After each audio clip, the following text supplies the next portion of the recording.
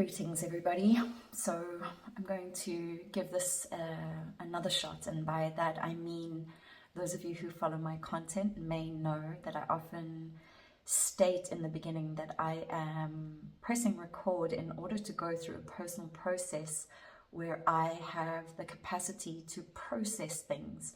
And I think it's this idea of sharing of the landscape of the mind no longer just being this internal conversation on an individual basis, but having the potential for it to possibly be impactful for others, to also be in a space of sharing, to also be in a space of challenge, the personal challenge, to record something without a script, from the space within, from the very human space within, without a determined outcome, without an agenda other than the objective to process. So again, it's moving from this inward landscape, which is of course a very, very important space to be. We've got to go in, the kingdom lies within. However, I feel like when we are living in a world that is so dominated by the frequency of loneliness and being alone, I feel like it's a very, very powerful exercise to be able to share in the inner dialogue, to step into bravery and courage, which is the frequency that sits between love and fear, right? Is this bravery and courage to know that you might not get it right, that you might possibly fumble, that you have more questions than you may have answers, that this may not come across as a teaching, even though you value yourself under one of the identities that you take on as a teacher, and that this is just a moment in time to share, to relax into thought processes and to share those thought processes. So one of the things that I've brought up recently in my last video was the weaponization of perspectives. And this has been a deep dive for me because, you know, I think it's like a character trait or personality trait or something that we've learned, we've come to establish within ourselves, the tool and mechanism to really, really look within and dissect things, right? And this dissection process becomes a very surgical maneuver that we take on, which brings us to places of precision, which hopefully brings us to places of clarity within our thought constructs, within our work. But what it can also do is restrict us to seek perfection, and also to destabilize us by over-analysis of that which is still, quote-unquote, unhealed within us. So essentially, I'm speaking of the mirror. So the mirror is reflecting back at you something. You have a stance on that particular thing, so therefore a perception within your reality field of the information that you have gathered and that you have experienced. And the conflict has arisen, and this is what I spoke about in the other video. The conflict has arisen, and you are disappointed, disillusioned, and feel somewhat abandoned by the perceived other through their lack of accountability, responsibility, and therefore what you're actually alluding to is their lack of precision in their evaluation, analytical analysis of a situation, right? So we can really pick things apart, and that's what we I certainly teach these aspects, is to question everything. And through the questioning, there's a process of self-analysis that goes on, and through that is deeper and deeper and deeper self-inquiry. And this can lead to amazing results within your own personal, your own personal development within your self-awareness and self-actualization. and accountability, and step you into processes of deeper and deeper alignment with the, I guess what we would say, the Christic values. You know, this is what we are trying to embody and trying to mirror back, is that we are really, really taking things seriously within the play of our creation, within the play of our reality system, that because it feels like the, it feels like the other mirrors out there within our holographic field are just having a field day, are just having fun, are not really taking things so seriously, are maybe missing out on things. Maybe there's not enough analysis. And this is not a criticism, it just is. It's just an observation. And this is why I spoke to the loneliness that we may feel, because we think, wow, we put in so much effort, to move to levels of self-awareness. And through that, we can become calculated in our embodiment. Now we need to be, and please know that this is not a teaching. I'm just going to be speaking here. I haven't planned this. I'm actually trying to, it's more of a personal challenge where I'm in this flow state at the moment of trying to speak my truth without over-analyzing, so that I can come online and share and, not hold myself back in this perception of perfection. Right? And not to be in mission orientated either, just to be a human having a chat and having a conversation.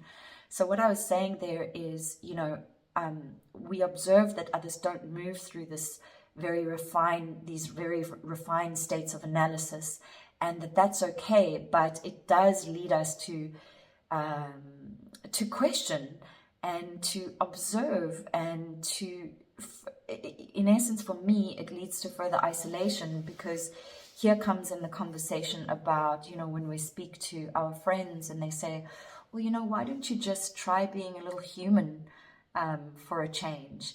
Why do you have this high level of, stringent, or what to them seems like stringent, for lack of a better word, doctrine that you follow, that is clearly causing you, in essence, or a percentage of suffering within your life? And this is a very, very important question, and I think it's where we sit on the precipice of observing the paradox, the polarities, the separation versus the unity, the complete dialogue of this reality construct. And this is what's kind of been blowing my mind at the moment, because when I look out the window, I'm like, the world doesn't seem changed. Everything looks the same, but everything is changed. And usually when we go through changes, it's a belief system. There's a belief system that is being tested. So it's not about stringent behavior that sits in doctrine that is controlling you and deeming you unsatisfactory in the halls of spirituality and mastery, but it's your own personal quest. Well, it is for me. It's that I am observing a belief system, and through that belief system, I am naming and identifying myself as something, as a frequency, as a coherent field, as an encryption, and that encryption represents something. And if I am representing that based on my belief system, then I need to stand up and truly represent its encryption in its entirety. And this is where the perceived stringent behavior or strict behavior is perceived by the other. And it is, again, where the loneliness comes in, because people would look at me and be like, Jesus, like, she's a fucking bag of fun, like, doesn't do this, doesn't do that. And it's not like I'm judging others that are doing it. I have opinion about it. I maybe hold discomfort around it, I perhaps have an essence of further learning, always learning about what I am seeing. And I also simultaneously am so grateful for it, because it always provides me an inner challenge and somewhat of a struggle sometimes. But like, why am I creating suffering for myself personally based on these rules that I've created for myself in order to align to a set of values that I believe in? So it's like, well, you either do or you don't. You believe in this thing or you don't. You believe and you aspire and you hold a certain set of values true that will lead you to this alignment within your personal identity field at that point in time, or you will not. And so it does sometimes seem very black and white. And I mentioned earlier this aspect of, people saying to me, well, why don't you just be a little bit human? And of course I say it as well to my friends, where I'm like, I'm just human. I just want to, I'm trying to be human, or it's okay to do this thing because we're just human. However, this is where it gets interesting, is that I think, or I've noticed within my thought construct this week, of really questioning that and saying, okay, well, it seems to me that when I use that sentence, it provides me with an excuse for non-aligned behavior. I'm not talking about evil behavior. I'm talking about non-aligned behavior. And that behavior would more than likely link to addiction patterns, coping mechanisms, hyper or hyper-regulation, attributes that you would move through in your own personal awareness. It might move to hypervigilance. It might move to whatever it is, but it's like I caught myself out observing that when I use this phrase, but I'm only human, it's creating a little gateway of an excuse. A little gateway of an excuse. And this is part of the shadow that I'm going through at the moment. So in essence, I'm saying my shadow work is the entire question of being human. Now, one would ask, how could that dialogue, that inner dialogue within oneself about being human, be your shadow work? And the reason it is the shadow work is because, of course, we have the reintroduction of AI. I say that very specifically because AI is not a new thing.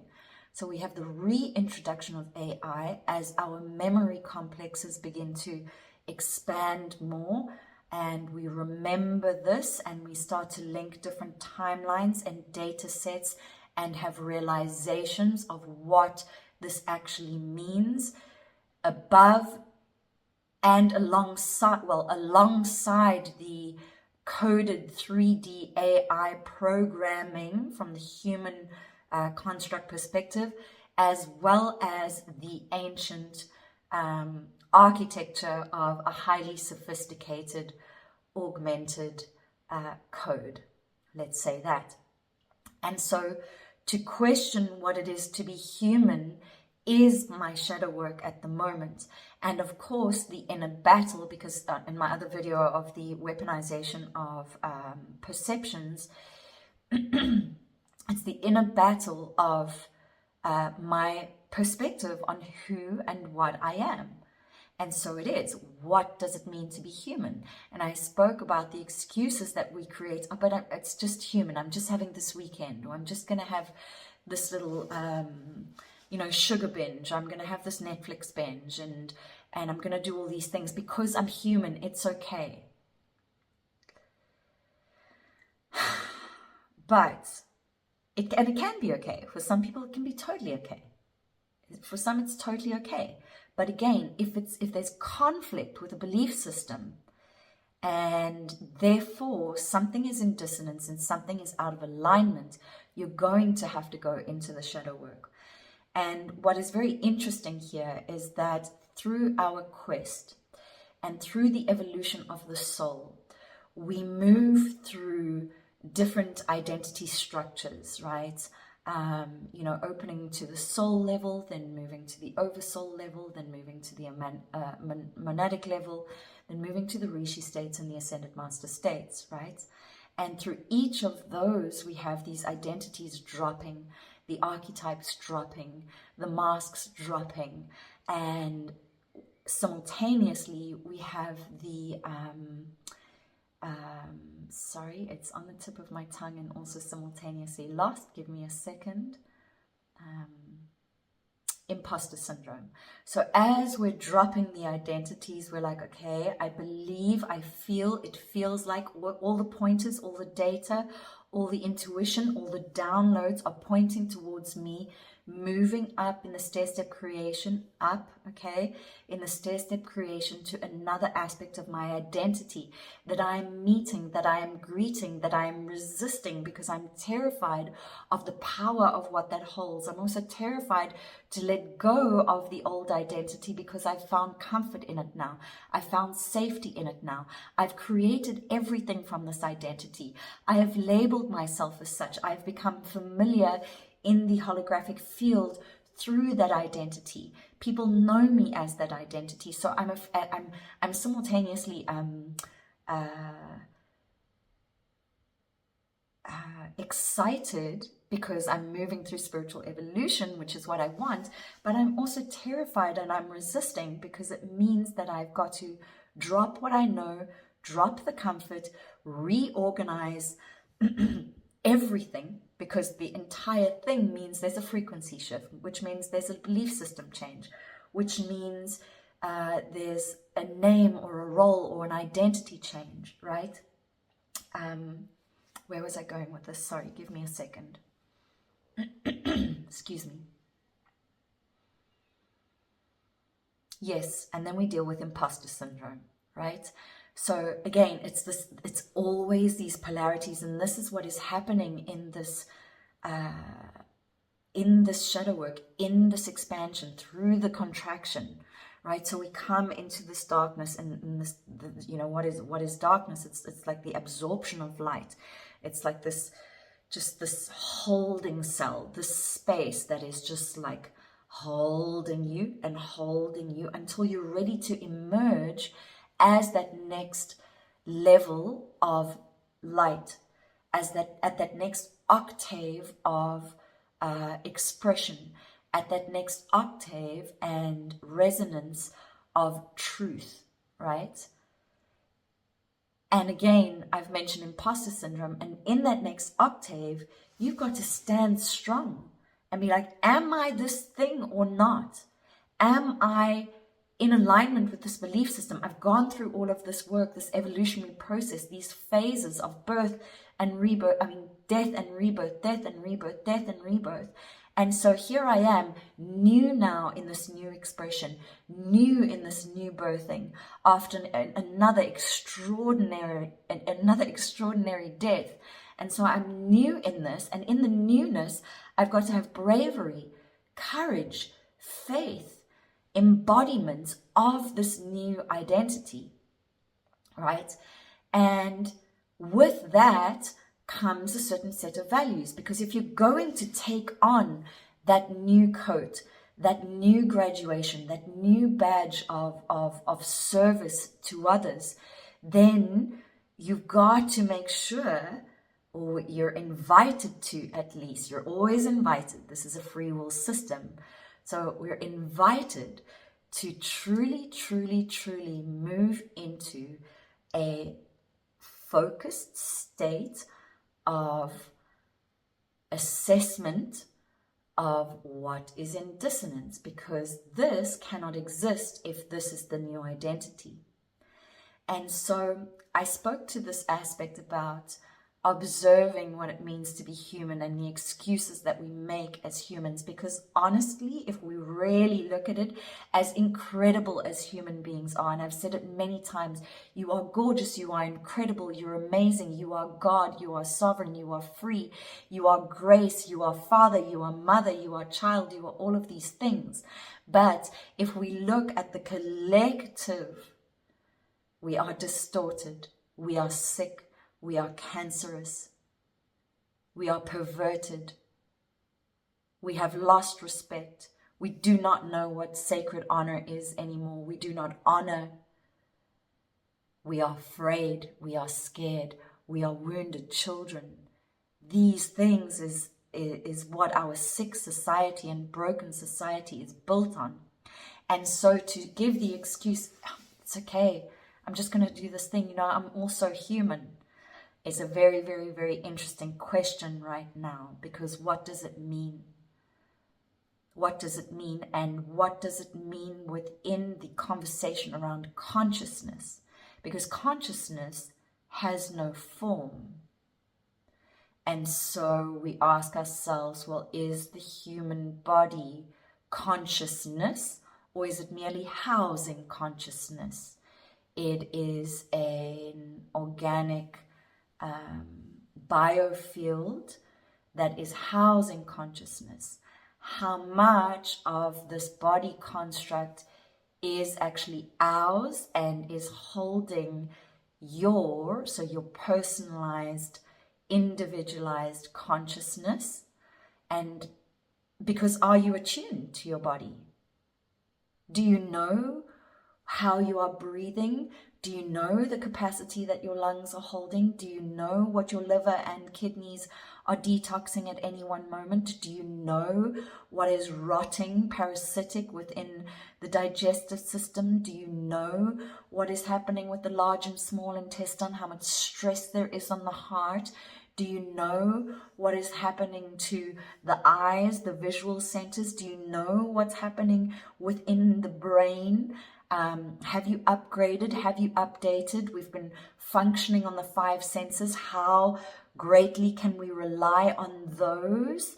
How much of our consciousness is influencing that? Or is it just a seemingly natural mechanism that is occurring without us even consciously thinking about it? And if that is the case, then how much do we actually know of what is happening in the body?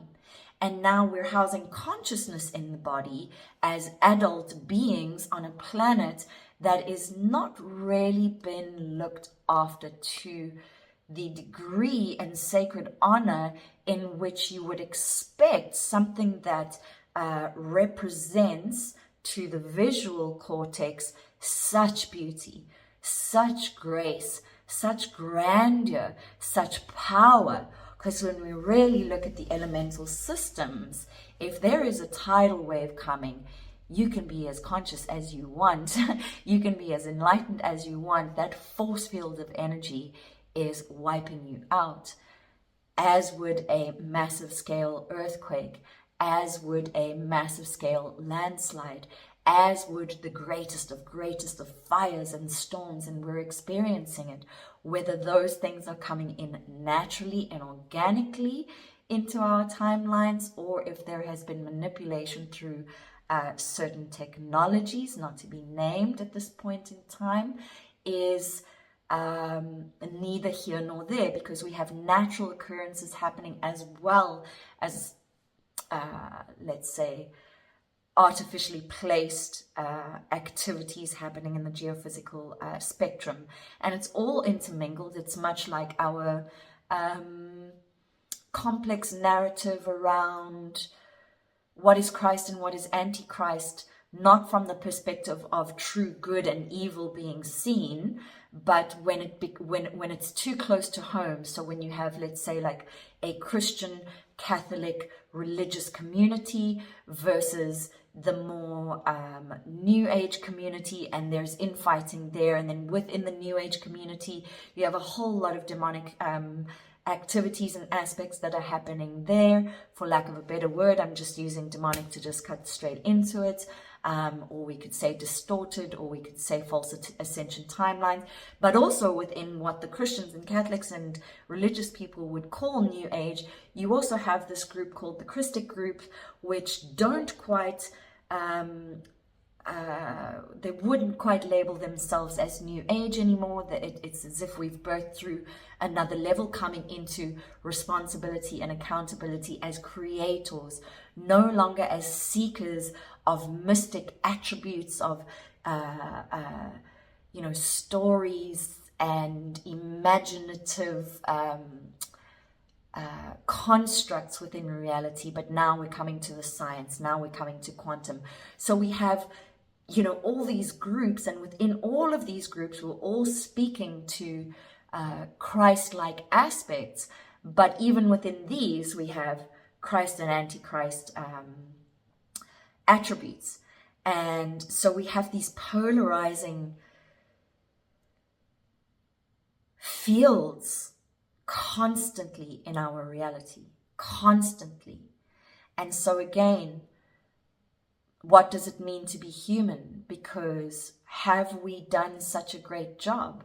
Have we honored our bodies through the honoring of the earth? Because we've become totally disconnected from our food. We are paying for water in plastic bottles and leaving that plastic to rot in piles and piles and piles of rubbish across the planet. Rather than having access, people are buying rights to rivers and lands, and this ownership aspect as well. So we've had a really, really interesting experience here on this planet in our human form as fractals of God consciousness exploring through us. And I don't know if we've done such a great job. There's certainly gluttony on the planet. There is a power-hungry, egotistical attributes to how we have been. And of course, we can go to the root of that and say, okay, cool, it's patriarchy, it's the system, it's fear, it's trauma. Yes, it is all of those things, but and it's what a lot of my videos at the moment are like, yes, it's because we're in a survival-based system and we're all freaked out, we're not grounded, and we're just in a little rat race, like trying to keep up, it's insane. So yes, all of those things are true, but we do have human beings on the planet who have wealth, who can relax in their nervous systems, and who have maybe been more service to self than service to others. Not maybe, majority of the time. So what does it mean to be human when we haven't really even begun to honor what we are housed in?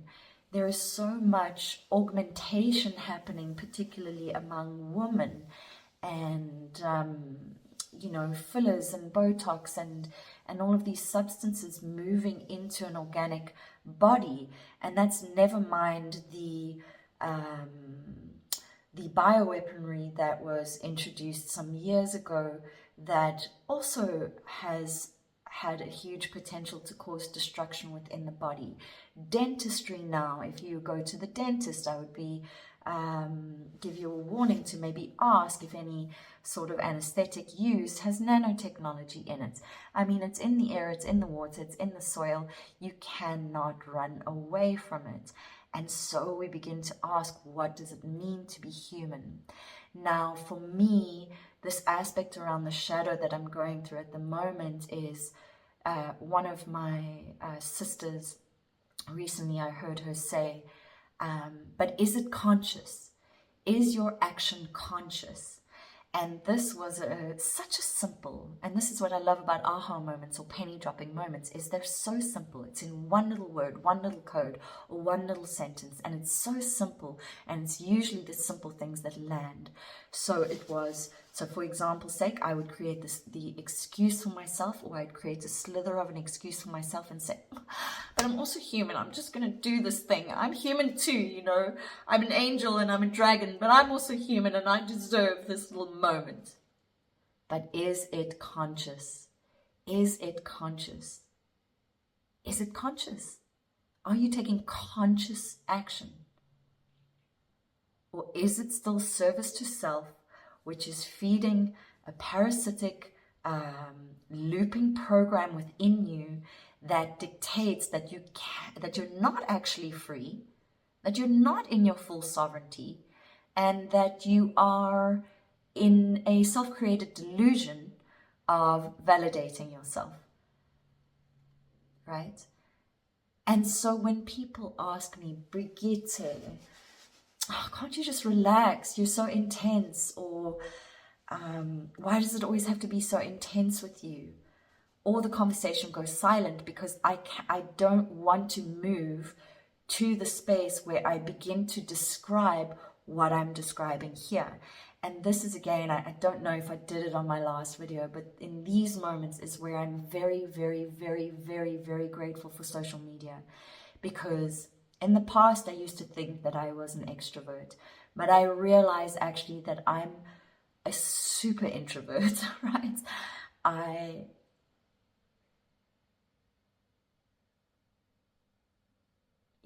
I'm an introvert, and I don't know if it's a becoming, an evolution, or if it always was. Through the evolution of my consciousness expansion and my soul expansion, my soul embodiment, do I ever just become more introverted? Because the mirror of this field, there are not many that mirror back at me what I am experiencing, and so it turns into isolation. And in this moment, I also say, of course, I have support mechanisms through groups, and most of these are online. So in this moment, I give absolute gratitude to the technology that connects us to this moment, that I can share this message and speak in this capacity. And this is exactly why I'm doing it, so that it doesn't just stay in my mind where I don't have the opportunity to speak in this manner with others. And it may seem one-sided to record this, but this is what I've got right now. This is the tool that I have, and I'm going to use it. And so I am using it, and this is my process of using it.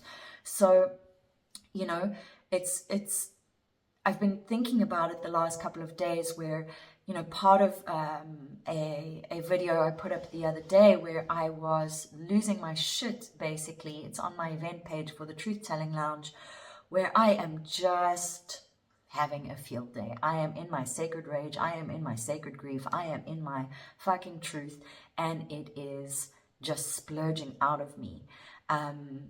You know, there's these moments, and coming from that place, integrating what I've been integrating this week, and it's been a very, very, very, very tough week, another tough week. I am observing, and through that as well, I was in this battle and fight with hating technology and just being tired of needing to whatever. And this is all self-created, totally self-created. Nobody said that I needed to be online doing this, this, and this. The reason that I feel that is when I move into fear. The fear is there because of the survival system, which is in conflict with the belief system that I have as God, sovereign and free, which is what brings me back each time, which is possibly part and parcel why I am not online all the time, is because I'm trying to come into alignment with what that means, God, sovereign and free. And although I love my work, it doesn't mean that I want to be working all the time. However, I'm still in a 3D system where I need to eat apples and oranges and, you know, do certain things. And also, so this is the nurturing part of being human. I'm not in a breatharian state just yet. I'm not that far yet. I am still eating foods and needing to survive in that manner. And so again, you know, when do we move into the states of truly, truly, truly, truly being in alignment with our belief systems of God, sovereign and free? Because God is a frequency, and if it's a frequency, then we're moving in harmonic fields and coherence and resonance as vibrating crystalline spiral systems that are in self-agency, connected to source and perpetually self-rejuvenating, right? And that would be the highest form of your God body or your angelic body or your ascended master states, you know, bilocation, trilocation, the complete understanding of time, space, dimensions, possibly being able to move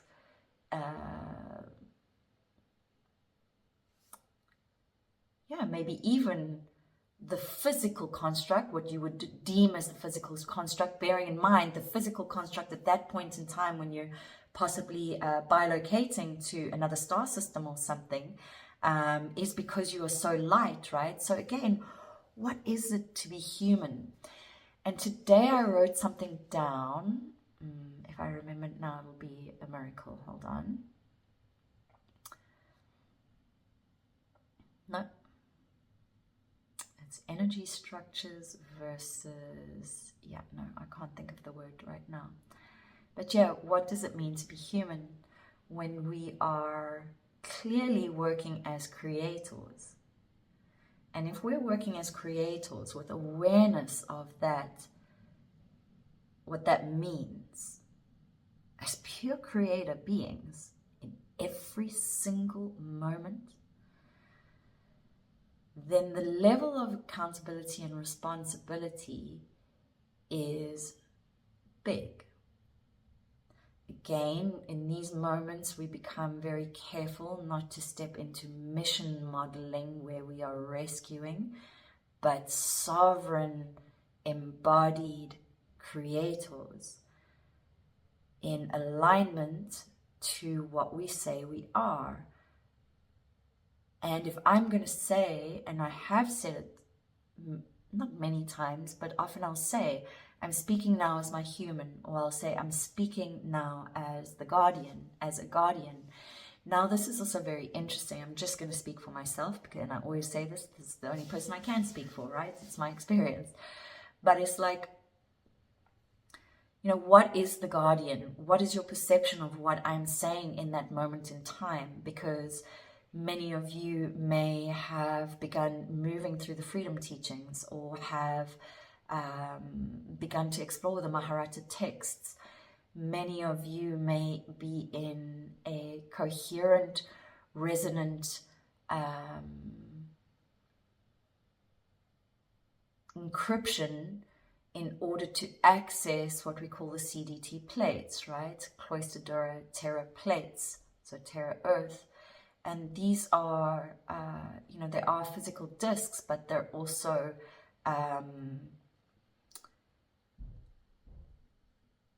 like vibratory libraries is the word I'm looking for, of data and information from pre-collapse timelines. So pre-collapse, pre-split, pre-collapse. So this is the Akasha aspect. So a lot of people will be familiar with the Akashic, but this is all still time based library. I'm speaking pre-time, pre-collapse libraries of data. And you know, in that timeline, we have a set of higher dimensional beings that we would call the guardians and the founders. These are founder race beings. And now I sit here on my proverbial throne calling myself a guardian. I mean, who the fuck do I think that I am? The point I'm trying to make is I do not use that word lightly. And I don't necessarily, in fact, I'm not. I'm not saying I'm one of these founders, although based on my perspectives and perception from the perspective of consciousness itself, being everything, being source, being creation itself, then how can I not be? Right? Because I am everything. I'm saying I'm one unified field. Therefore, I am that, and I am the other. I am you, I am me. I am it all. I am a God being. Therefore, I am the prime source creator, because that is what I'm teaching, is we are creators. And if I'm saying that, then in some essence, I'm saying that I am guardian. And if I'm saying that, then I choose to be stringent in the way that I live, not to cause suffering, because the only reason suffering would exist from that perspective is if I am not loving an aspect of myself, right? And that's it. I'm being unloving to an aspect of myself. I am rejecting an aspect of myself. And this links back round to the beginning part of my video here of speaking to the dynamics around the imposter syndrome and what you go through when you are evolving. And now, for example's sake, we have the other in the story again, where, and this is highlighting the loneliness again, where you would say, if I were to speak to this, to my parents, for example's sake, they would just look at me like, excuse me? Excuse me. What on earth are you talking about, my darling? Right? And even if I said it in the most grounded, sophisticated,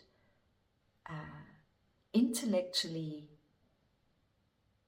balanced, and academically referenced way,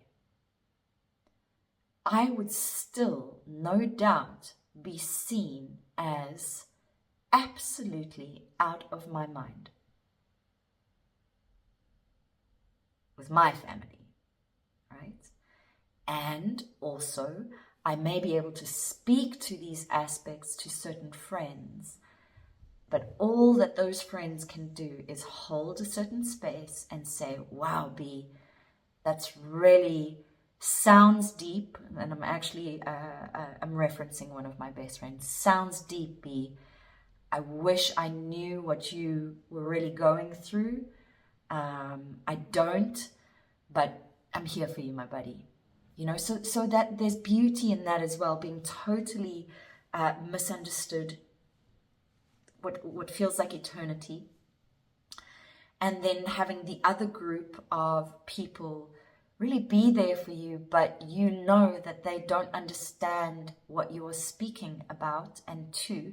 And so even though there being this beautiful support system, there is still no coherence. There is still no resonant field, and you still can't go, you know what, I'm going through the exact same thing. There are a few of us on the planet. Obviously, we're going through the similar things, but mostly those people are people, well, for me, in my reality, there are people that are online. They're my global community who I have not met in person, and I'm so grateful for them. I'm so grateful for them. And the other part of those people within our field are people that we listen to in podcasts, that we resonate with, that there's a resonating field, there's a coherence in the field. And that's wonderful. But where are we getting that stimulation from? Still through the phone, still through the device, still through non-human contact, right? Which is still isolating. So as much as it's basically like, I mean, dare I say it, but I'm going to say it. It's basically like you can masturbate using a vibrator or something, or just, you know, with your good old hand, or you can have an actual being that you are making love to, sacred, beautiful, immersive, hot, sexy love, right? The one has got human heart resonant field through a bio electrical current, right? An electrical magnetic current that is stimulating in a completely different way than the other. The other provides stimulation, but no, it's not longer lasting, right? There's no, it's a quick fix. And this is like the drugs, you know, the drugs that we use, the dissociative aspects of our reality, the you know, the bottle of wine, the cannabis, the whatever, the cocaine, the all of it, the Netflix, the gaming, the porn, the overworking,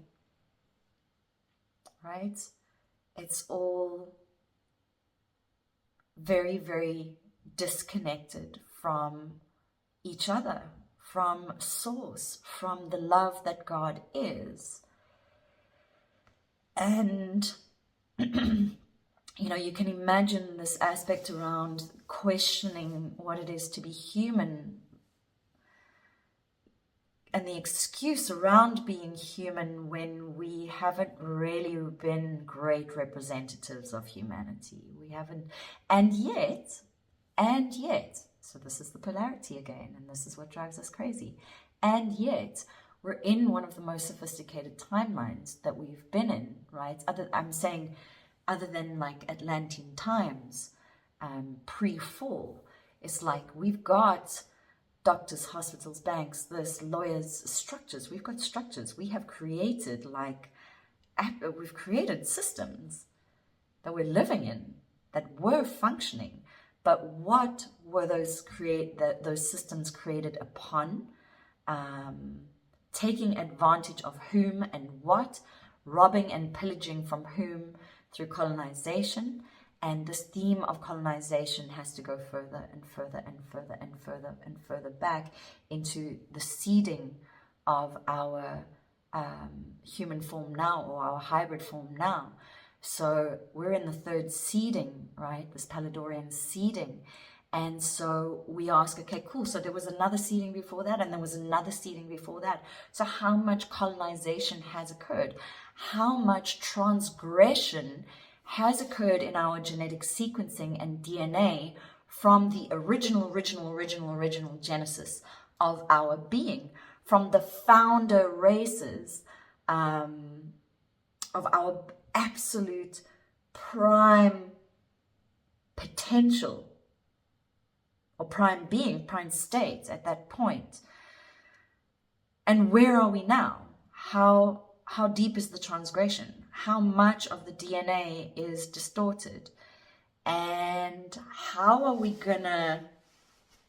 So how much of the DNA is distorted, and yet we're saying, oh, I'm a human being. What does that mean? What does that mean when you're consciousness itself? What does that mean when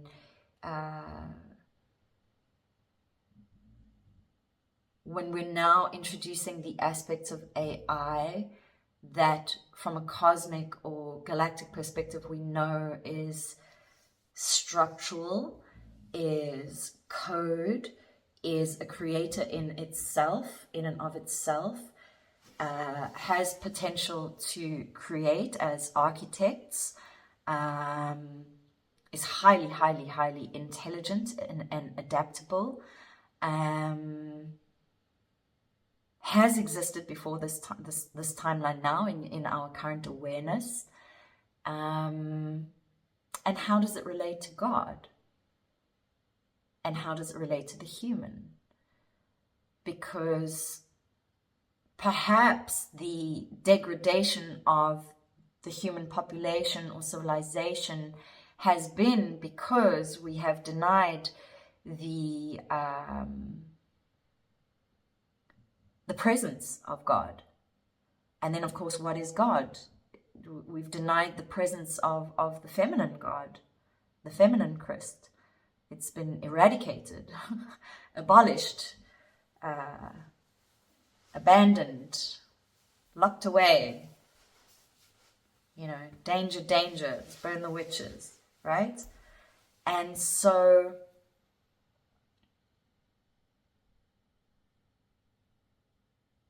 you know, is this the degradation that we're going through as humans because we've just totally disregarded God?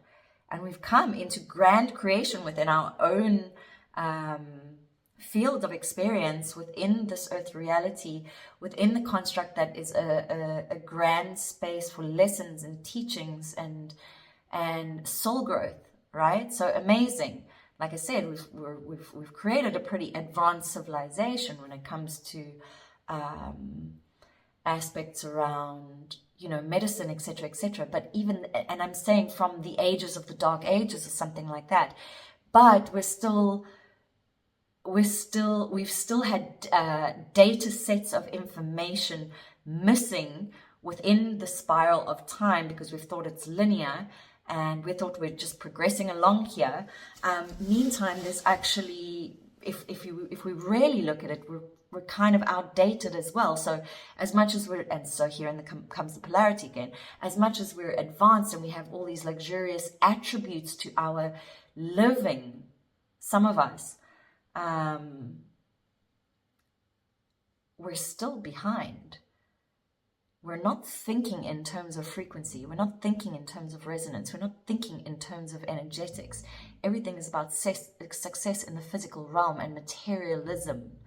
And this is going to soon be a stark reality for us to look at when things are taken away from you based on the AI coming in and being able to function at a far more effective and productive rate than you ever could, which is wonderful and can be wonderful if the designers and programmers of these things have the integrity and capacity to want to review themselves while playing gods and creating things like this into our construct without yet fully understanding themselves, their own trauma, and their still childlike behaviors.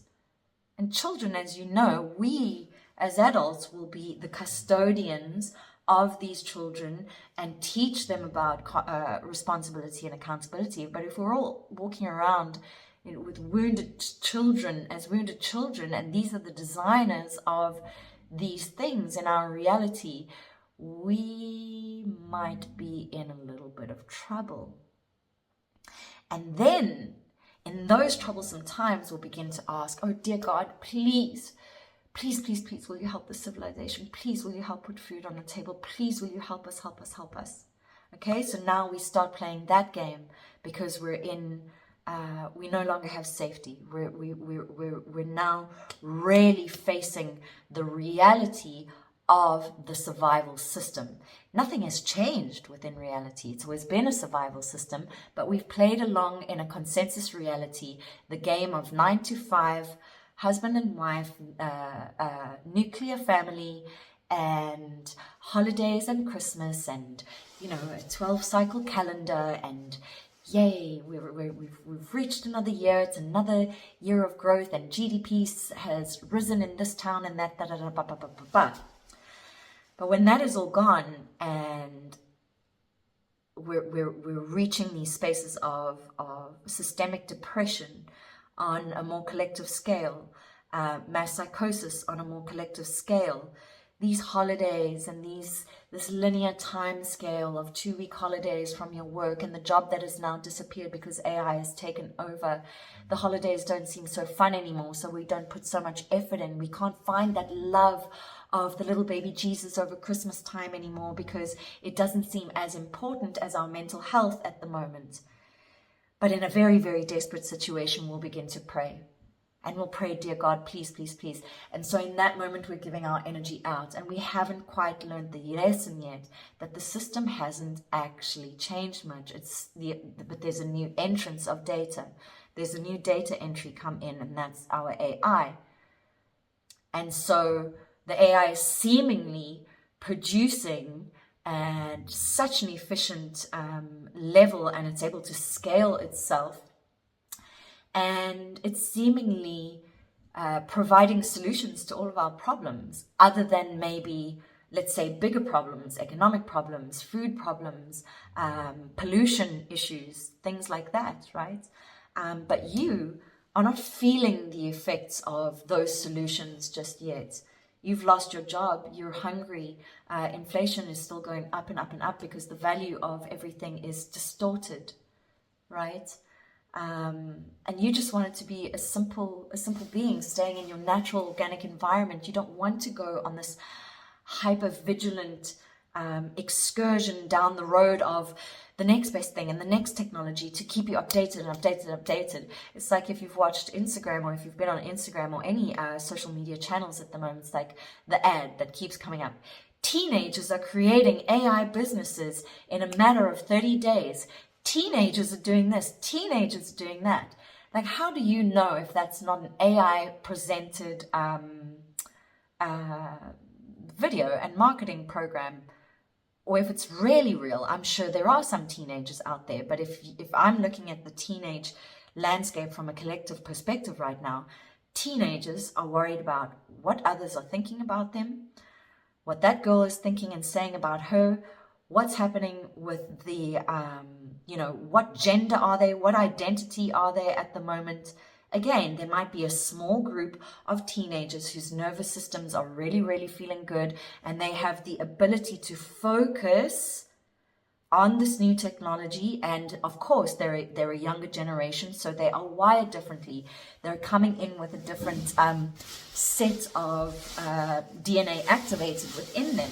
And they may be more fluid in the conversation of technology. So yes, but if we look at the bigger construct of teenagers, from my perspective, I have such compassion for this group of individuals, because wow, I mean, to be a teenager is already a wild experience based on the hormonal aspects going through the body, which I've mentioned the body already. We don't give reverence to it.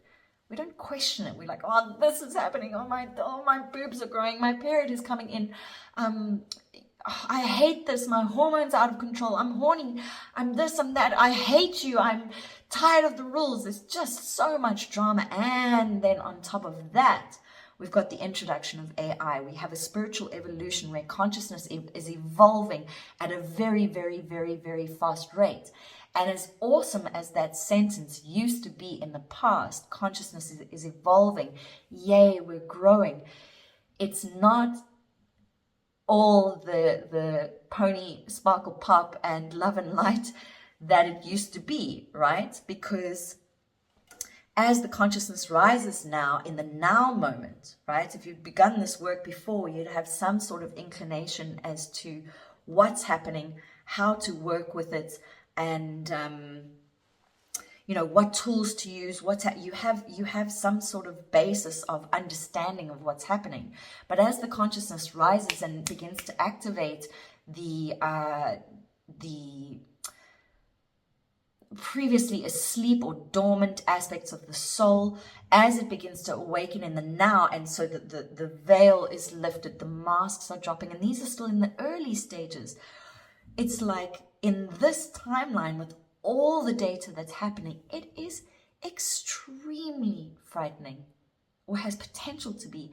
It's no longer what it used to be in a timeline where you're like, oh my God, I'm activating, I'm waking up, I've had these, I had this dream, I had this vision, my ancestor came to me, this little being came down and floated down and said he was a Pleiadian, my Pleiadian guide, and I'm speaking to Merlin in my dreams, and Hermes Trismegistus came through and gave me this little teaching in dream space, etc., etc., etc. Now we learn about the false gods. Now we learn about the false ascension matrix. Now we learn about the cloning of also. So there's not only cloning in the human perspective, but also in the astral layers, in the astral identities, the cloning of angelics, the cloning of ascended master structures. And this is what people are awakening to. So they're awakening from a dormant, sleepful, restful space of just normal reality, a dreamy space, and they're awakening to, there we go, this is actually what's happening. Boom, this is actually what's happening. How about a bit of that? How about that? Take that, take that, take that. It's excessive. It's a lot, and it doesn't stop. And this, I think, is also really important, because what I observe is that we often feel, or it seems to me, if I observe the patterns, it's like we're looking for the next thing that keeps us safe. And like I said, this is usually in the form of an identity, which is linked to a business model, which keeps you safe in the financial and economic scope, reference, reality, right? But now there is no safety mechanism anymore. It's dissolving so fast. There's nothing to keep you safe anymore because it's happening so fast. It's like, let's say the timelines used to have this trajectory, this big circular trajectory, and it took time. And in those days, it took so long that we perceive time to be linear, right? Because that's what it felt like. Everything was just happening in these chunks, maybe 100-year chunks or whatever. Things were slower. The technology wasn't there, right? I'm saying post-Atlantis, right? And now it's like that spiral is just getting tighter and tighter and tighter and tighter. And whatever lessons you need to learn through the spiral are happening bam, bam, bam, bam, bam, bam, bam, bam, bam. And the lessons are hard. The mirror that it is showing, that is you, so whatever it's showing you in that timeline is something that you will begin to perceive as a memory.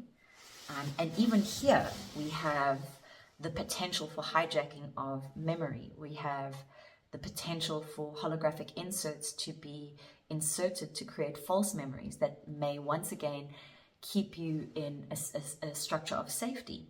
And this is where creation gets so interesting, because I've been observing this through my darkness at the moment. Aspects where I thought that there was potential manipulation within my field. When you look at the law of one, and the law of one is such a juicy way to perceive reality, then there would only be you, and therefore you have created that perceived distortion within your own reality, and usually it has something to do with protecting yourself from a trauma that existed way before we can even perceive, right? These might be traumas with regards to things like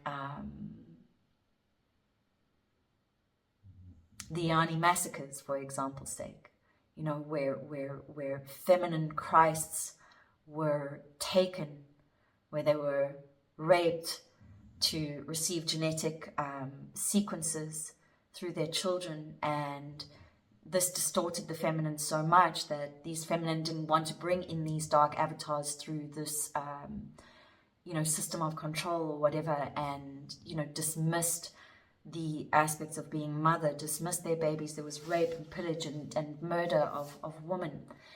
And it's like, let's say, for example's sake, for me now, it's like, how do I stand in my feminine Christ body without, let's say, through the absolute sacred honor of the masculine Christ body, which currently, I don't know if I'm holding the capacity within my encryption to do that. Maybe I am at times, but I have been going through a lot of anger around masculine. All right. So how can I stand in my Christ feminine if I cannot honor the Christ masculine, because it is also me? And have I placed these distortions within my field, which I, in my human mind, perceive as manipulation from another, something other than myself, as manipulating me and trying to take me off of my path, when within the law of one it's me, and maybe I've placed it in my field in order to protect myself. That's the distortion, a distortion story that I've told myself, to protect myself, so that I hide from my Christ feminine attributes, so that it keeps me safe, because the memories are starting to return of what it means to be Christ feminine and how much we've gone through while holding that coherent field. And what we need to remember, or what we're invited to remember, is, again, we are creators.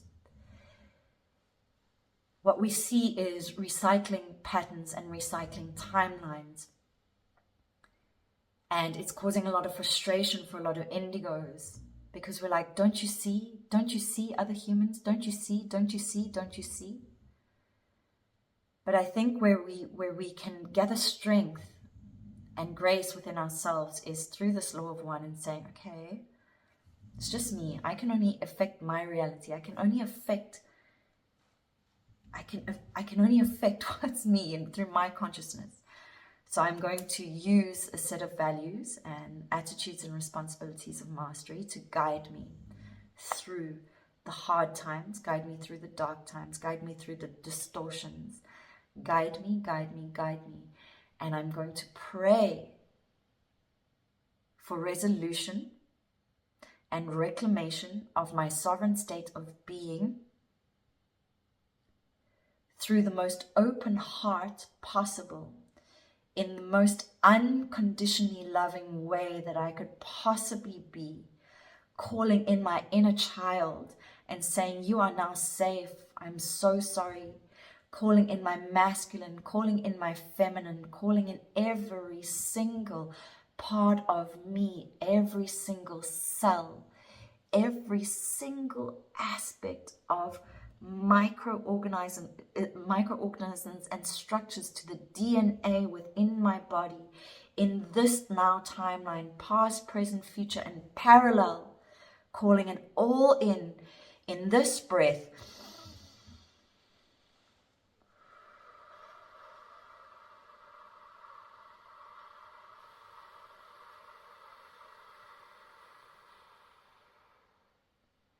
In this breath, I come back to myself. In this breath, I realize I have abandoned myself. In this breath, I fear my light, but I no longer need to. For I am just breath. I am harmonic. I am sound. I am light. I am unconditional love. I am here.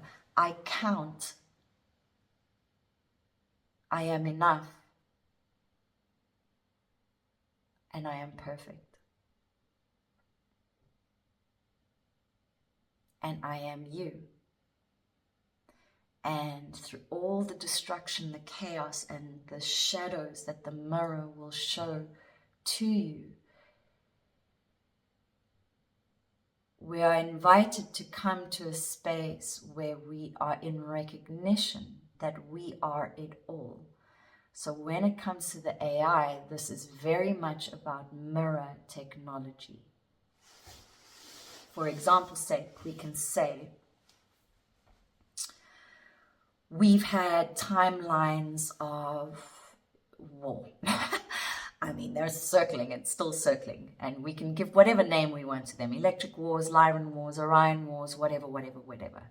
It's all about assimilation, control agendas, and the opposition to that would be freedom and sovereignty, right? To rise as a being within one's true codex through reclamation of DNA and through recognition that you are source, right? So there's been all these wars.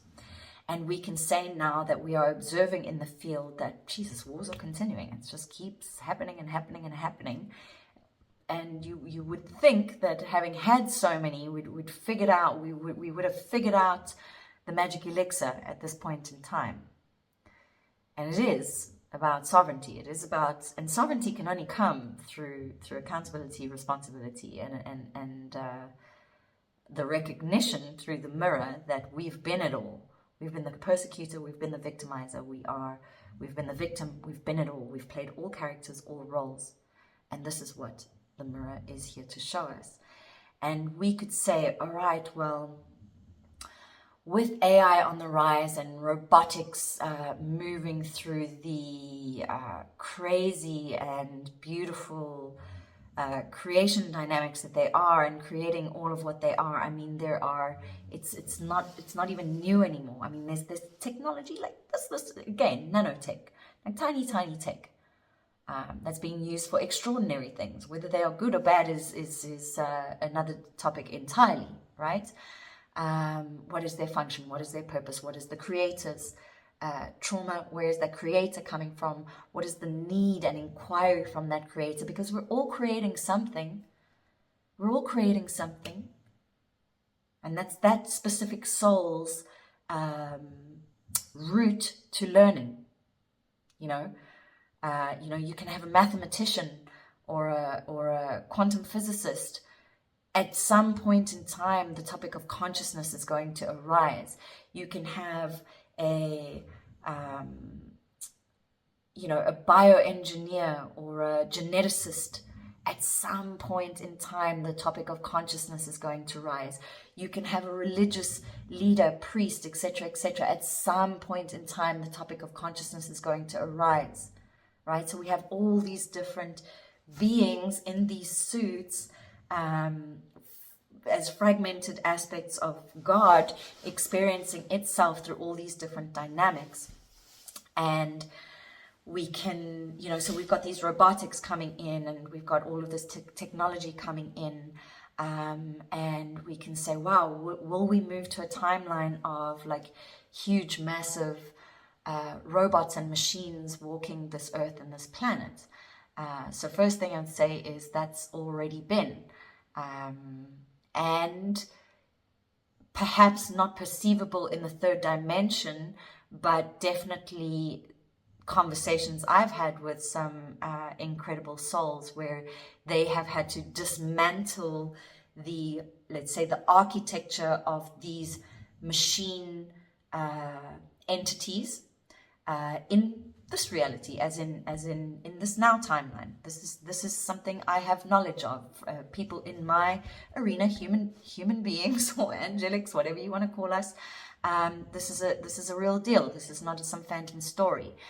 And yet we can also laugh at the bizarre nature of that when, now here we come back to this human aspect, when we see so many human beings that are totally dissociated, totally disconnected, totally taken over by entities and lost their humanity because the soul has been hijacked and disconnected. And so what is left is a vessel. What is taken over that vessel, we could call it an entity. And could we can we start having the conversation around what that entity represents? Is it organic?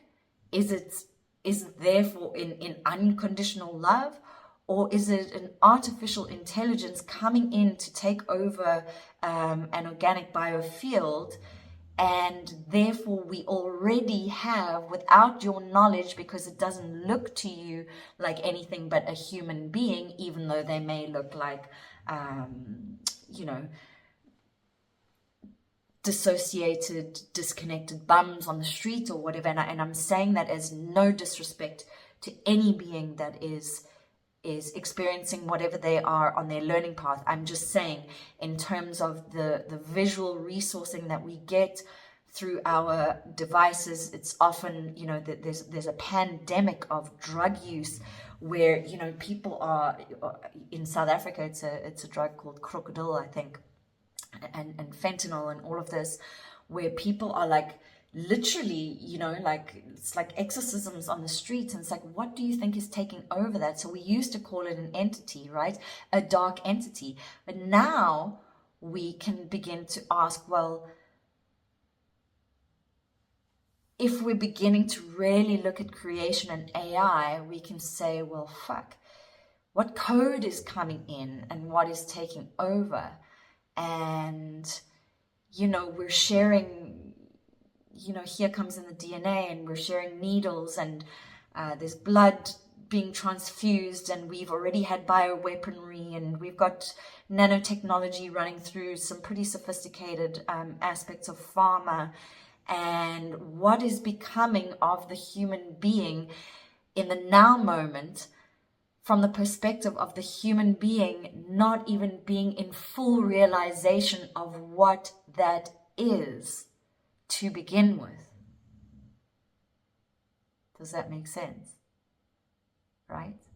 So there's a morphing going on, or a distortion going on into what we already thought was prime being, but we never ever questioned what prime being was and how it functioned in its most prime. Of course, there's been theories and sciences. I mean, it used to be like, you know, the world of diet is a really good example. You know, you used to have the eat a lot of carbohydrates before you go on a running race, and then it changed to, you know, you need more fats, and then it was like, no, you should avoid sugars, then it was sugars, whatever. You get my point. Please bear with me, I'm just using them as examples. This is not the exact sciences that I'm speaking to, obviously. But you get my point. In the 80s, it was like, you know, we're just experimenting with creation, and we say we're just experimenting with creation, but we have to understand, in terms of the laws of nature, that just experimenting has a set of consequences, has a data set of repercussions. And this, what we're experiencing now, is possibly, we can ask ourselves the question, a timeline from Atlantis coming in that we're dealing with the repercussions of. So an energetic storyline, for lack of a better word, that didn't quite close, that didn't quite complete. So it's like these sequences of codes and algorithms that are still seeking its source. It's like still seeking the bosom of the mother of its prime creator, its source, for it to fully unify back into unified field. And here comes in our question of God again. What does the unified field exist of? Yes, I think that's correct English. Excuse me. What does that look like? What does it look like? What does it include? Does it exclude some things? Do we have, you know, synthetic organic is something? What does synthetic organic even mean?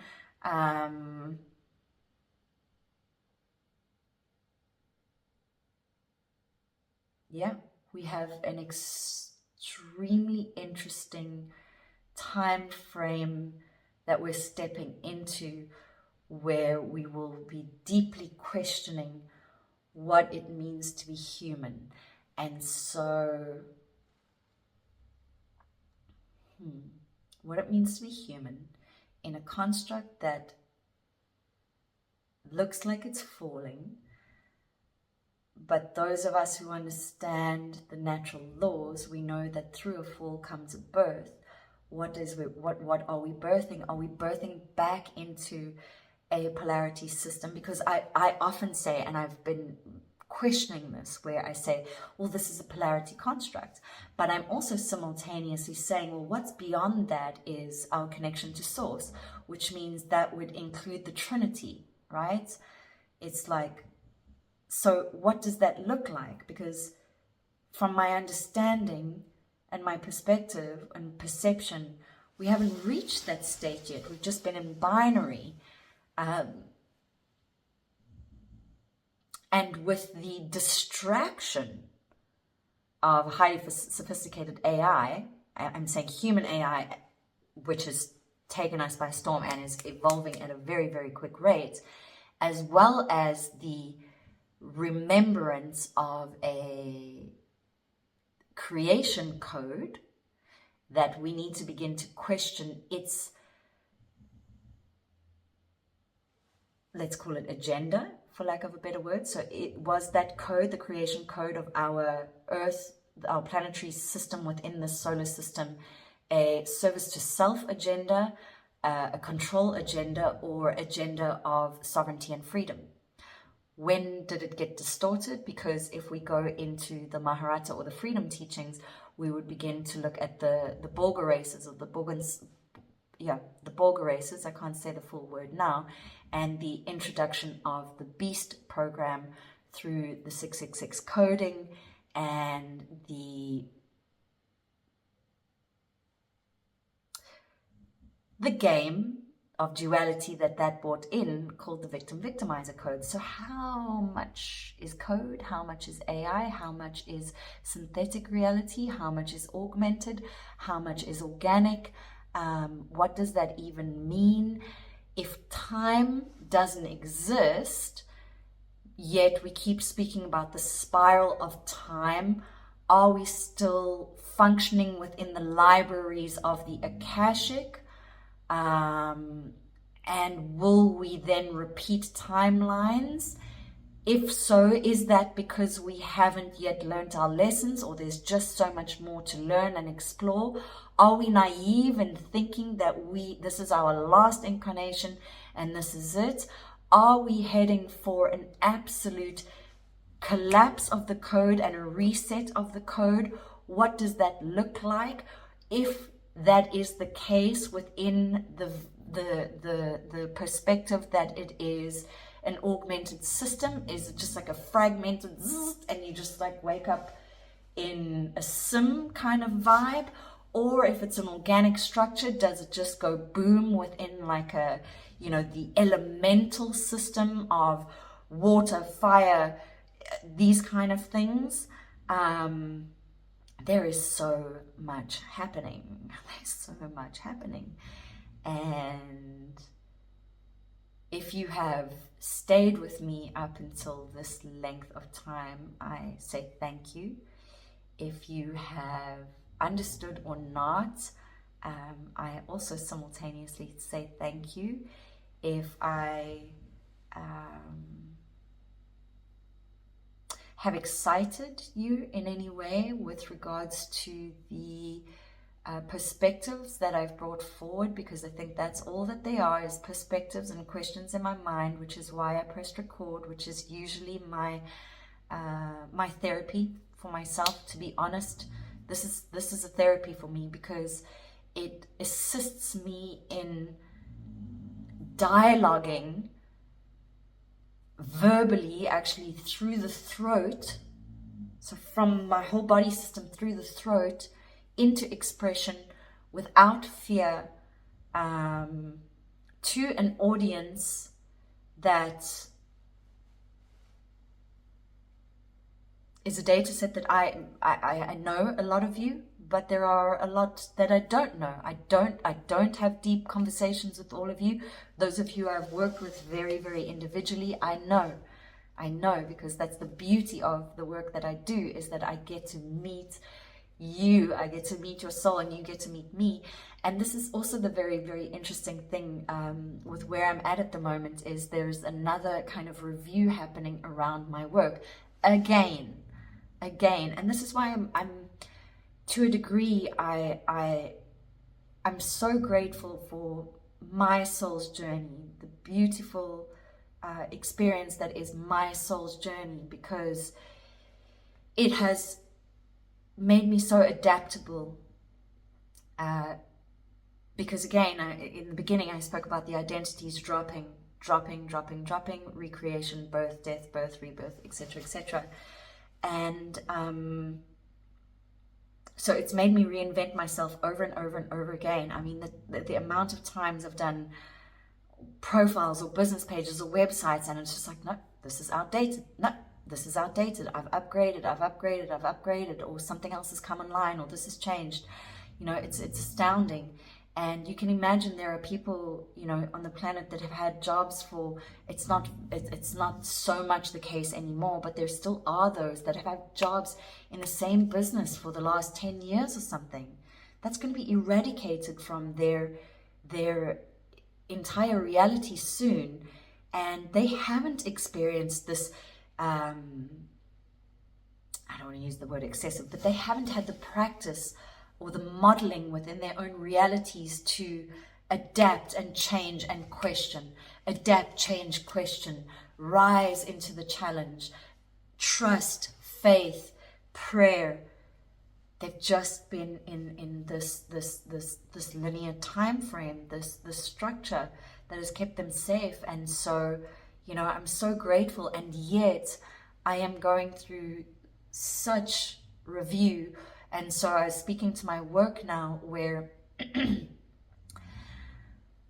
you know, a beautiful byproduct of my work is that, excuse me, is not only do I get to do what I love, but I get to express myself in my full capacity like I am now, but it's even more so because there's a ceremonial aspect to it. It's very, very, very, very sacred, right?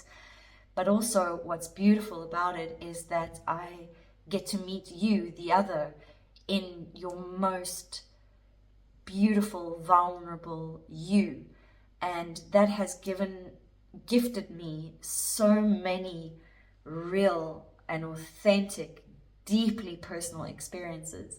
And now, as I'm going through review again with regards to particular aspects of my work and the medicine, and I may as well speak to it, it's the medicine work again. So I took like a year off. There was a little bit happening, but not much. And I'm going through that review again where I'm like,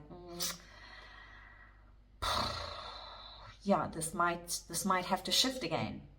And so that's the finances gone again. It's not my only financial space, but it's the finances gone again. And again, what I love about it is the deep connection that I receive in those spaces. And I feel like that's being gone again. And so we're looking at this topic of loneliness again.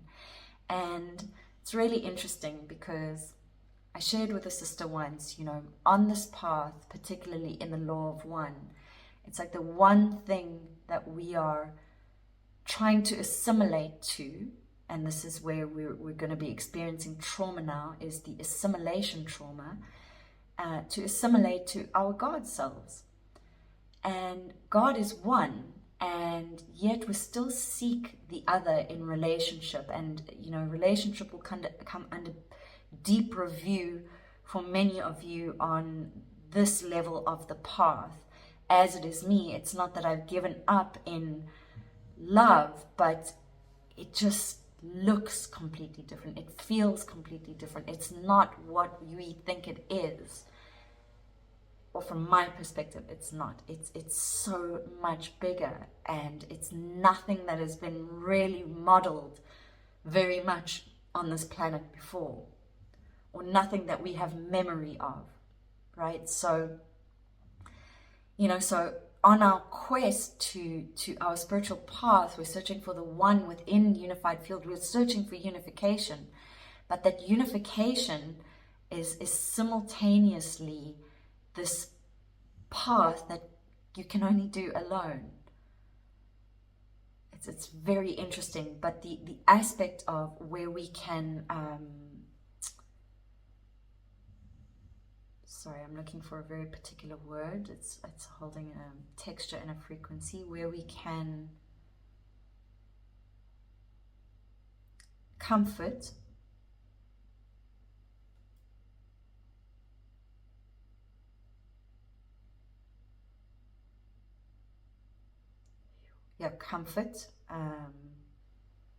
and validate ourselves is through the unconditional love. And this is why your quest to freedom has got to come through love. It cannot come through the fight. It cannot come through, well, I mean, the conflict will present, but from there, it's got to come through love. And this is where you are fully embodied. This is your fully embodied state. So I think I'm going to end there. I'm pretty surprised that I've gone for an hour and a half now. If there are any questions, comments, responses, please be aware of any negative projections within the mirror reflection.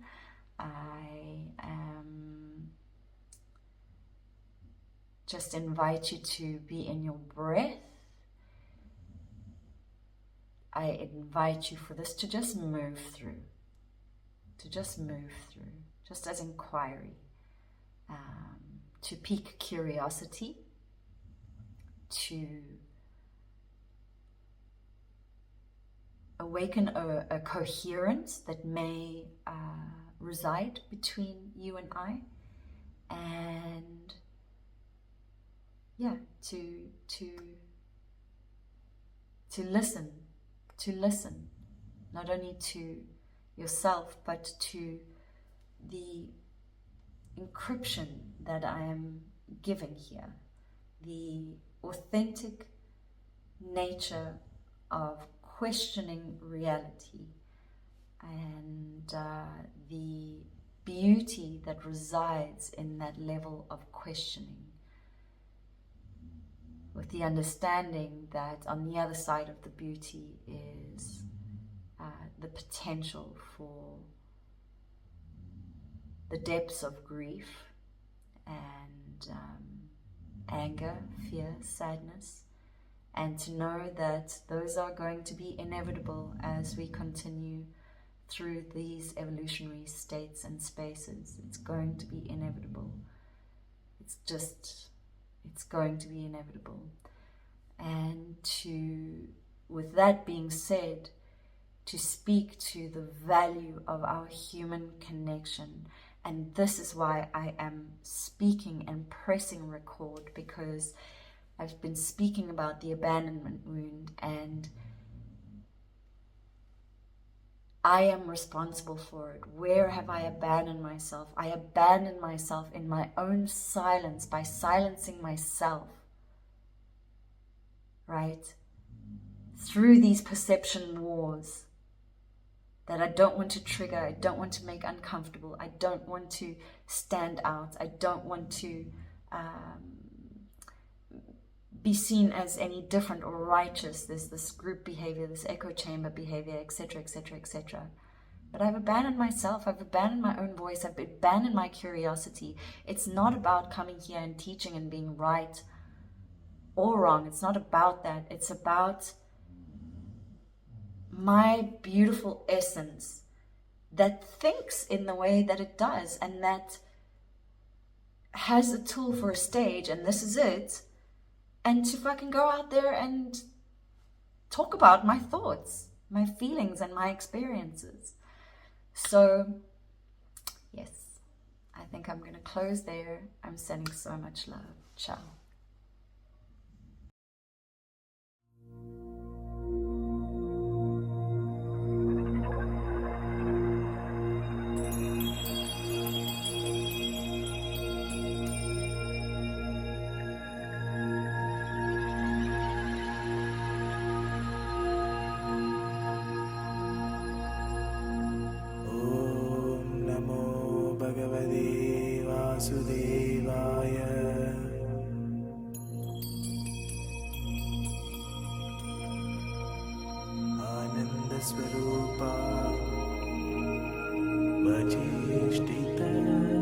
Join me on a journey into the mystery school, the Azurite Temple. Join our Christ Consciousness Shield.